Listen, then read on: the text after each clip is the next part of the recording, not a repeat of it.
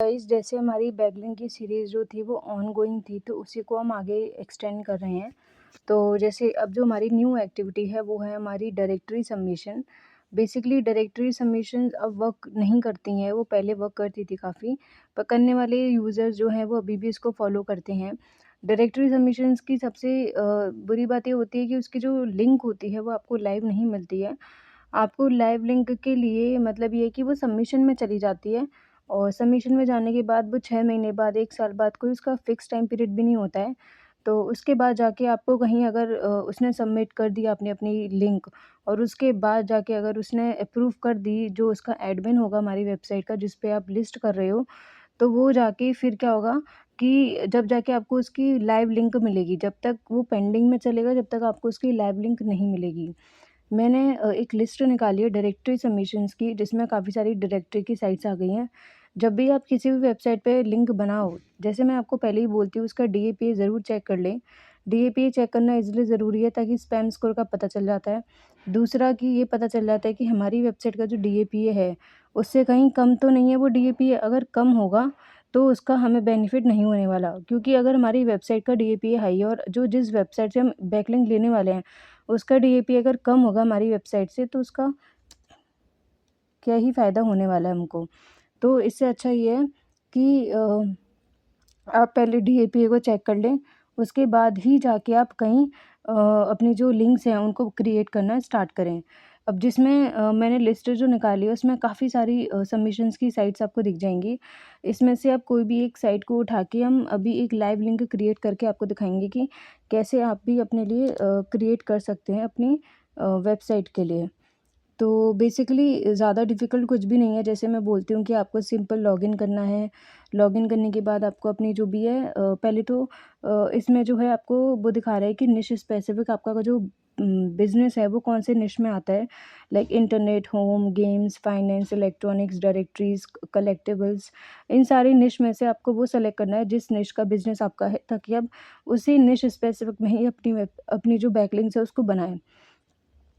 अब इसमें से आपको रेलेवेंसी खुद ही फाइंड आउट करनी पड़ेगी कि कौन-सा आपका बिज़नेस इसमें से रेलेवेंट रहेगा आपके बैकलिंक्स के लिए। अगर आपने दूसरी का बना दिया लाइक, तो वो गलत हो जाएगा। अब जैसे मेरा जो बिज़नेस है वो है कोर्सेज़ वगैरह मैं प्रोवाइड करती हूँ, ऑनलाइन सर्विसेज़ जो एजुकेशन से रिलेटेड आता है, तो मैं एजुकेशन को इसमें से सेलेक्ट करूँगी। तो अब इसमें ये फ़ायदा भी होगा कि जो मेरी बैकलिंक होगी वो निश स्पेसिफ़िक मानी जाएगी एक तरीके से, क्योंकि मैंने इंडस्ट्री सेलेक्ट कर ली ऑलरेडी जो मेरे बिज़नेस को कैटर करती है।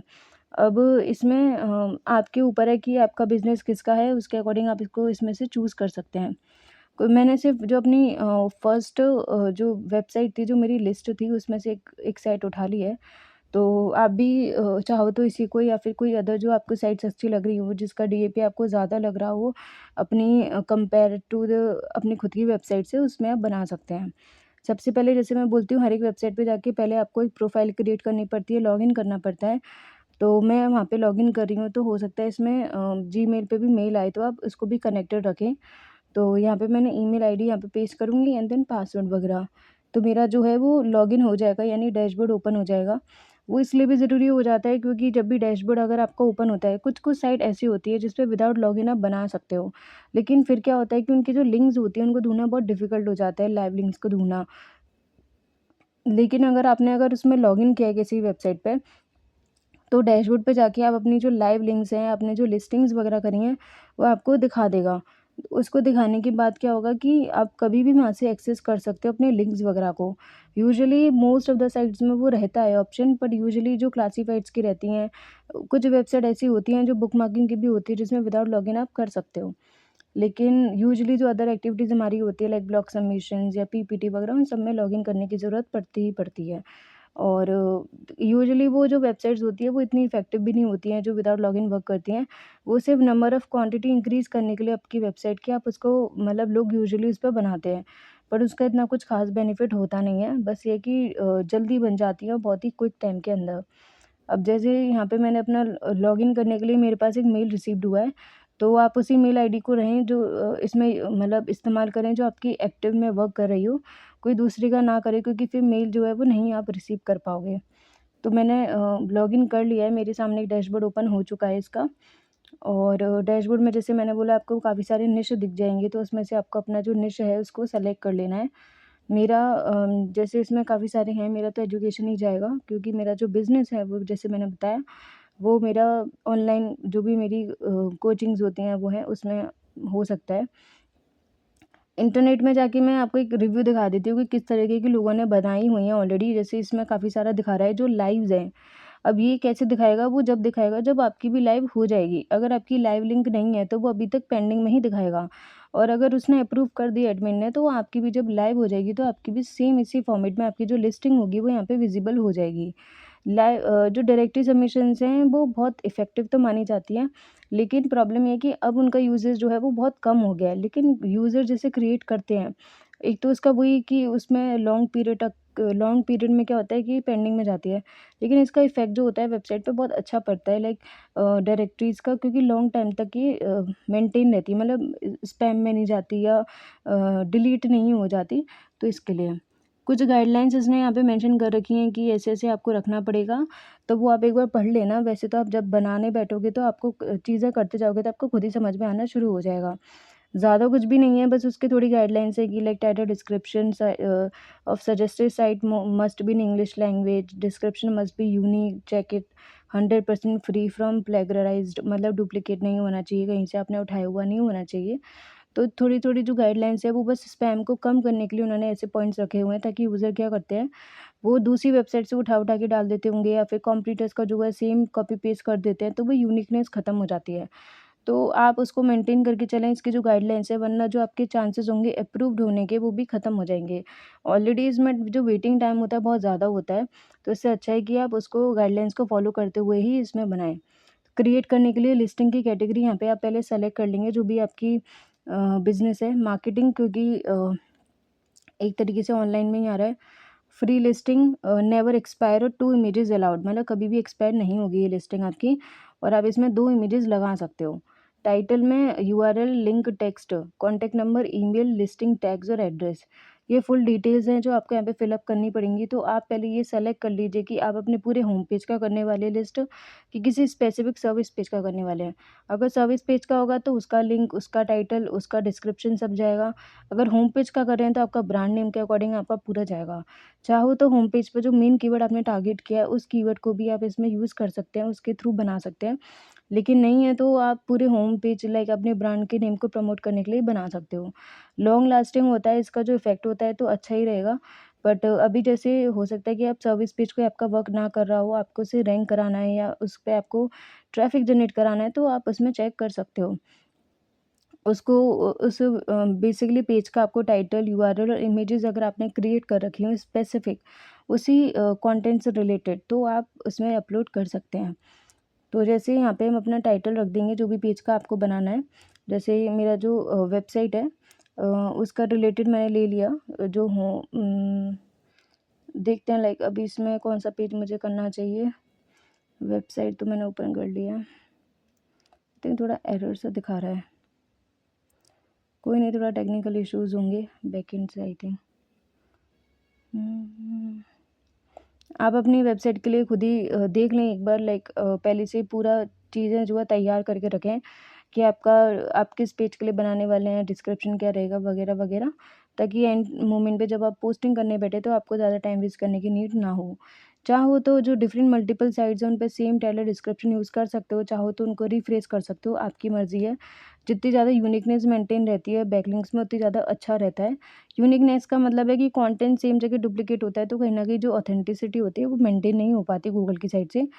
तो इसीलिए बेटर है, आप चाहो, आपके पास अगर समय हो तो आप उसको रीराइट कर सकते हो, नहीं है तो आप सेम भी कॉपी पेस्ट कर सकते हो। आपकी पूरी इसमें मर्ज़ी है, आपको जैसे करना है आप कर सकते हैं। सिंपली मैंने अपना लिंक टेक्स्ट का मतलब ये है कि जिसमें आपकी मतलब जिस एंकर टेक्स्ट के ऊपर आप लिंक अटैच करना चाहते हो उसका बेसिकली कह रहा है। तो लिंक का टेक्स्ट होगा मेरा ये, मेरे ब्रांड का नेम, और मुझे उस पे लिंक लगानी है अपने होम पेज की, तो मैंने होम पेज का यूआरएल रख दिया। और मैंने अपने होम पेज को प्रमोट करने के लिए बेसिकली टाइटल लिया है। तो जैसे मेरा जो ब्रांड नेम है उसको फर्स्ट मैंने इसलिए रखा है ताकि मेरा ब्रांड ज़्यादा प्रमोट हो, और बाद में मैंने अपना जो मेन कीवर्ड है जो मेरे होम पेज पे टारगेट होने वाला है वो मैंने रख दिया है। इसका मतलब ये है कि जब भी कोई यूज़र अगर या फिर digital marketing course online search करे तो मेरा बिज़नेस शो हो या मेरा ब्रांड शो करे या सर्च करे, इफ़ इन केस वैसे तो ये डायरेक्ट में ही आएगा। यूज़र अगर किसी को नेम पता होगा मेरे ब्रांड का तो वो डायरेक्टली सर्च करेगा, नहीं तो वो यूजुअली मतलब कोई भी कीवर्ड डाल के ही सर्च करेगा। जो रिनाउंड नेम्स होते हैं बिज़नेसेस के लाइक अमेज़न, फ्लिपकार्ट, तो इन पे तो लोग यूजुअली खुद ही सर्च कर लेते हैं। लेकिन जो बिज़नेसेस थोड़े अंडर शैडो में होते हैं कि लाइक जिनको लोग नहीं जानते, उनकी वेबसाइट पे यूजुअली जो यूज़र्स होते हैं वो कीवर्ड की फॉर्म में ही पहुँचते हैं।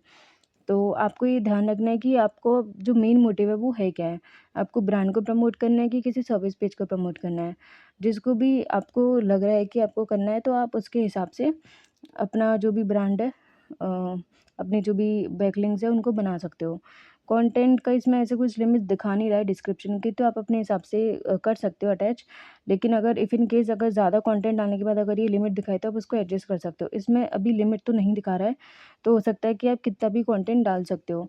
बट इतना लॉन्ग कंटेंट भी मत डालना, जैसे यूज़र यूजुअली कम ही पढ़ते हैं कंटेंट को, तो शॉर्ट में लेकिन अपनी पूरी डिटेल्स दे देना, इसे कहते हैं एक अच्छा कंटेंट, कि ज़्यादा यूज़र को बोरियत भी फ़ील ना हो और आपने अपनी बात भी कह दी। तो इसमें कॉन्टैक्ट नंबर आप अपना जो बिज़नेस का एक्टिव नंबर है जो आपके बिज़नेस का एक्टिव नंबर है, जो आपने वेबसाइट पे भी डाल रखा है, आप उसका यहाँ पे डाल सकते हैं। ईमेल आईडी भी आपको अपनी बिज़नेस की डालनी पड़ेगी, जो आपकी वेबसाइट पे यूज़ हो रही है बेसिकली। लिस्टिंग टैग्स की लाइक जो अदर आपने एलएसआई कीवर्ड वगैरह यूज़ कर रखे हैं, उनको यहाँ पे आप अटैच कर सकते हो। और जिसमें आपके कीवर्ड्स वगैरह या ब्रांड का नेम या फिर जो भी मतलब मेन कीवर्ड है, एलएसआई कीवर्ड है, जो आपने होम पेज के लिए टारगेटिंग करे हैं, उनका यूज़ आप यहाँ पे कर सकते हो। एड्रेस में तो आपका एड्रेस जो मेन है वेबसाइट का या जीएमबी पे भी जो आपने डाला हुआ है, ऑथेंटिसिटी मेंटेन करते हुए आप सेम एड्रेस को यहाँ पे डाल सकते हो। ज़िप कोड जो आपकी वेबसाइट पे डला हुआ है एड्रेस पे, वही आप यहाँ पे मेंशन कर सकते हो। तो इससे होगा ये कि हर जगह अगर सेम मतलब अगर डिटेल्स जाएँगी तो नेप कंसिस्टेंसी भी बनी रहेगी। तो इसके लिए ये अच्छा है। तो यहाँ पे मैंने एड्रेस वगैरह डाल देती हूँ अपना जो भी मेरा रियल एड्रेस है, ताकि यूज़र अगर इफ़ इन केस अगर ये पब्लिश हो जाती है, यूज़र इफ़ इन केस इस पे आता है, तो उसको कहीं भी गड़बड़ नहीं लगनी चाहिए कि अरे जीएमबी पे तो अलग एड्रेस डला हुआ है, इस पे अलग। तो बस अब नेक्स्ट कर देंगे और इसके बाद वो पब्लिश हो जाएगी। पब्लिश के लिए पहले आपको इमेजेस और अपलोड करनी है, जो भी आपके पास इमेजेस हों आप इसमें अपलोड कर सकते हैं। तो इमेजेस जैसे आप अपलोड कर देंगे तो पब्लिश हो जाएगी वो। कुछ भी नहीं है, बहुत ईज़ी है, डिटेल्स भरते जाइए और होता जाएगा। और टर्म्स एंड कंडीशन आपने कर ली, कंप्लीट हो चुकी है। तो आज के लिए